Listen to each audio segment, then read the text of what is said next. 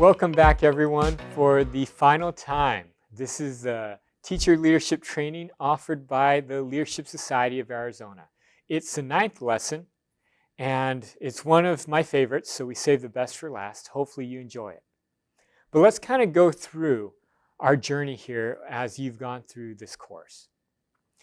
First, we introduced to you a new paradigm. This new paradigm is one that shifts the most importance from the curriculum and the educational environment to now being the most important thing being the student. Trying to figure out, instead of telling the student and managing, directing, controlling the student, now we want to try to align the student, to understand the student. We talked about then 3 major principles of the no influence mentoring. How we're going to shift paradigms is through these 3 principles, which the first principle was individual-centered. We want to focus on the student. We want to get to know who the student is. We want to know the student's capabilities, learn who the student is, how they see life, what they care about. And we also want to make ourselves invisible. We want to decrease our workload. We want to decrease how much we do so that the student does more, the student develops more. The student becomes more expert and more skilled. Now the second is to then we have to, if we're going to release control, we have to help the student now. How are we going to do this? We're going to make things very simple. We're going to decrease the amount of this so they don't have to remember as much. We're going to make things more simple around the classroom, physically as well as instruction-wise, helping them to understand exactly where to find information, where to find things, how to do things, so that they can figure out, hey, this is how life works easier. So things look like this to them. They can see into the future. They know exactly what's going to happen. We want to become more consistent, our routine to be very simple, so they always know when things are happening. Plus, we want to teach them natural laws. Simplify life for them. Help them to understand the most important things so that when they look at their life and how that deals with math, English, history, any of the STEM program, curriculum, any of their career focus, technology, that they understand exactly where that's going to take them in life. And then, of course, the third principle that we introduced the previous lesson, which is action focused. The most important thing for them in life is to learn how to change, improve, to grow. And the only way they can do that is through going out and doing something. And so here in this lesson, we are now going to focus on how are we going to implement action focused. And so here we go. Let's get right into it. Well, there's a process here.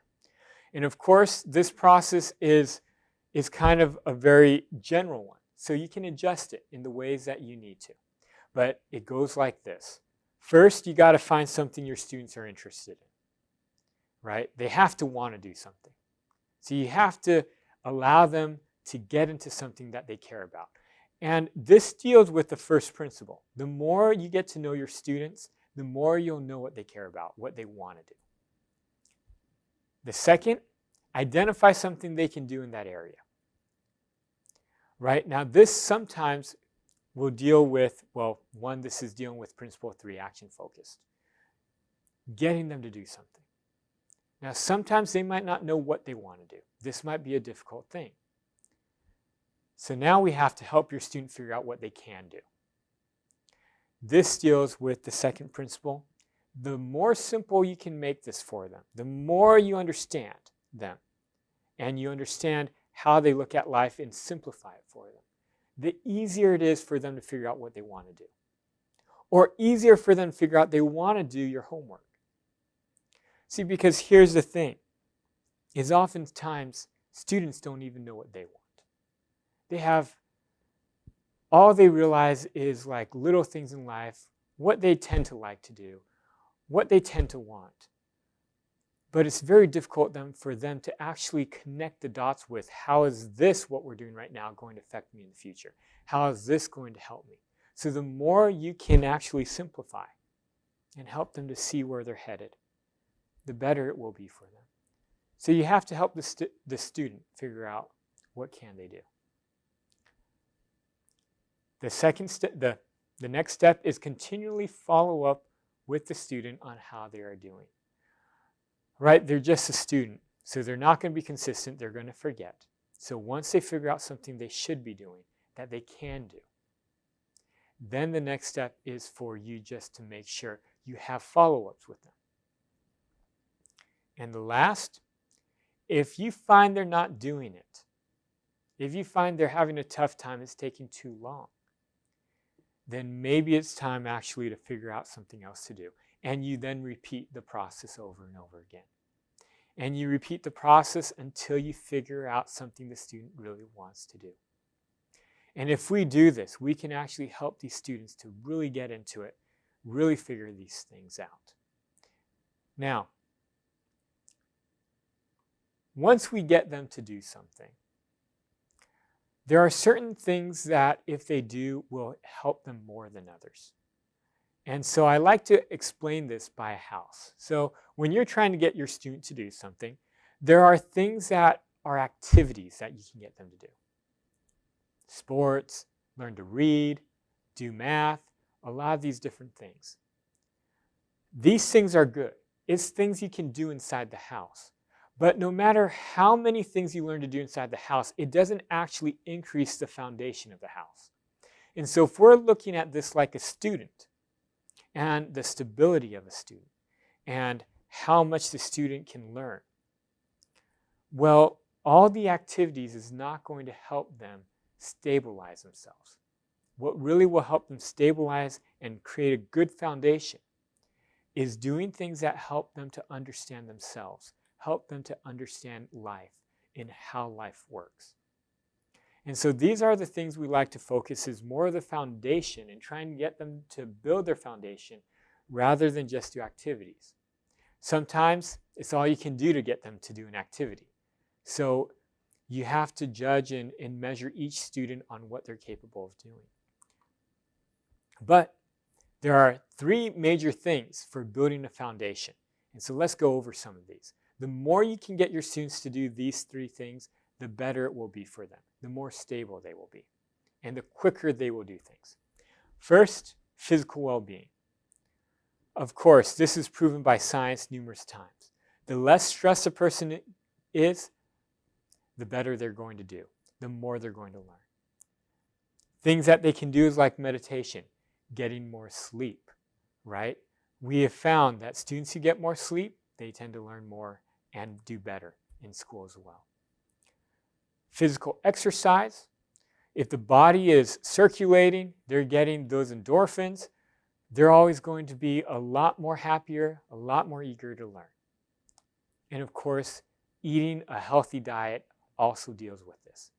Now, a lot of you might be thinking, well, I'm like a physics teacher, or I'm like a math teacher, I'm like a history teacher. Physical well-being has nothing to do with my classroom, but it does.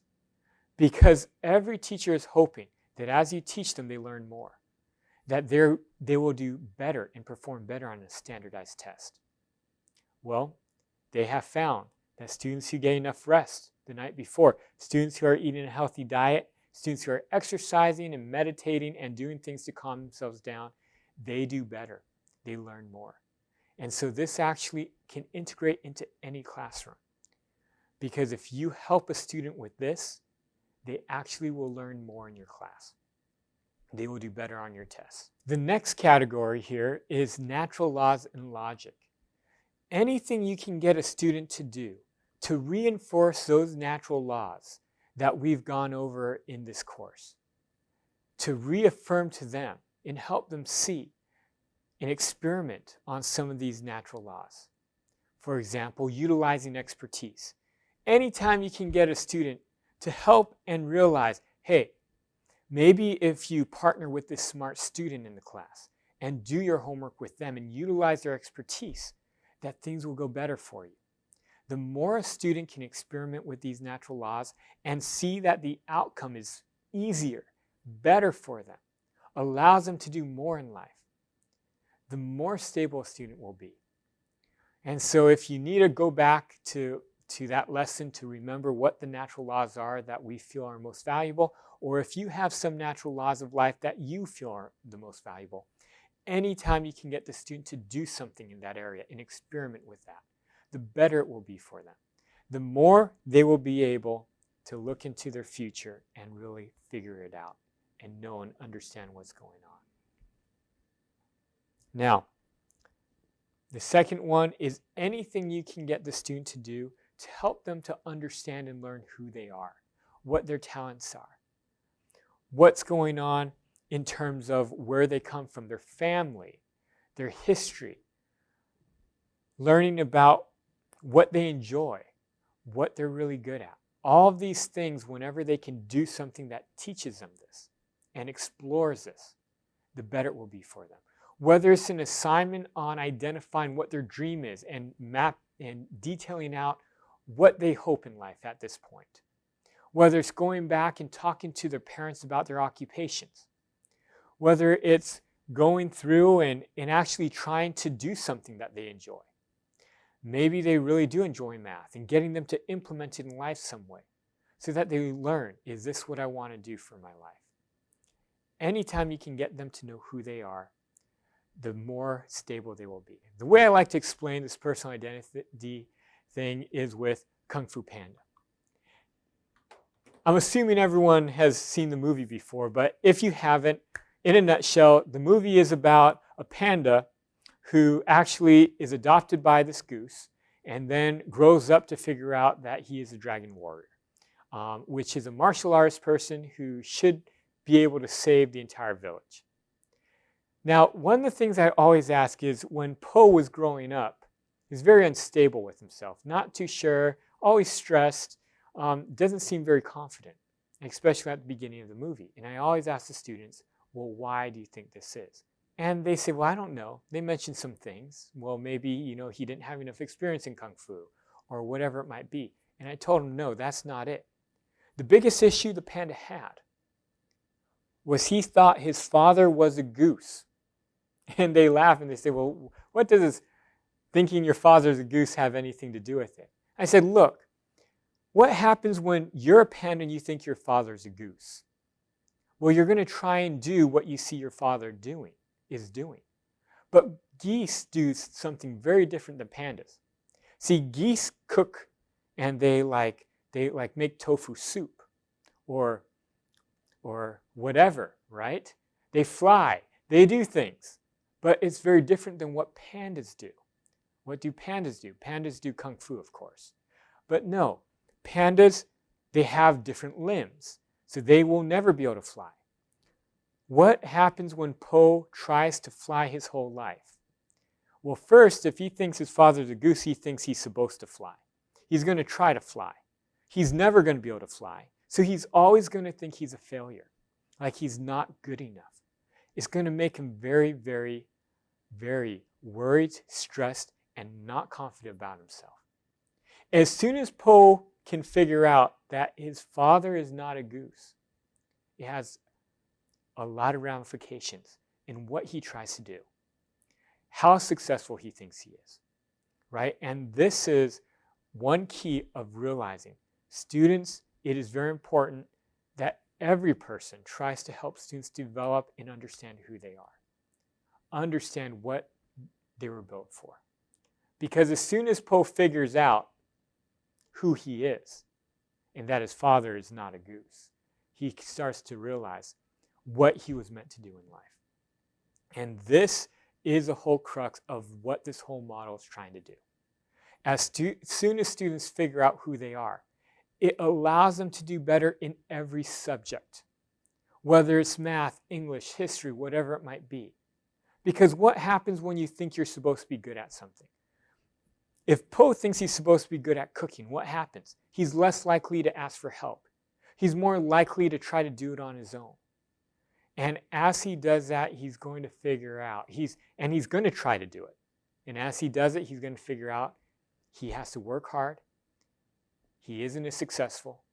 And he's going to feel like he's a failure because when he doesn't ask for help, then he thinks he's alone, right?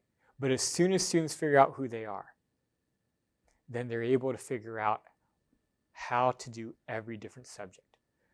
If they're not good at math and they realize they're not good at math, then they're going to be more willing to ask for help. They're going to get a tutor. They're going to go in for help more. It allows them to be able to open up. And this is the main thing we want to do with this no influence mentoring philosophy. And what we want to get across in this teacher leadership training. It is that the more we actually focus and understand who the students are, make things simple for them, and get them to do things on their own, the more confident they'll be, the more they will understand themselves, and the more they'll learn, the more they'll do in life, and the happier they will be, and the less stressed they will be. Thank you so much for participating. And remember, if you're trying to implement this, we realize this is a very difficult thing to do. This is not something that was given to you when you were going through, college and learning, how to teach and developing your teaching styles. This is something that is actually very brand new in terms of human development and also management. So if you have any questions, if you have any concerns with anything that was taught here, please send me an email, ask a question, and we will definitely get back with you. Thank you so much. You all have a great day. Thank you for watching. If you liked the video and you want to see more, press the thumbs up button below and subscribe to our channel. And if you have any questions, please put them in the comments below and we'll answer them in future videos.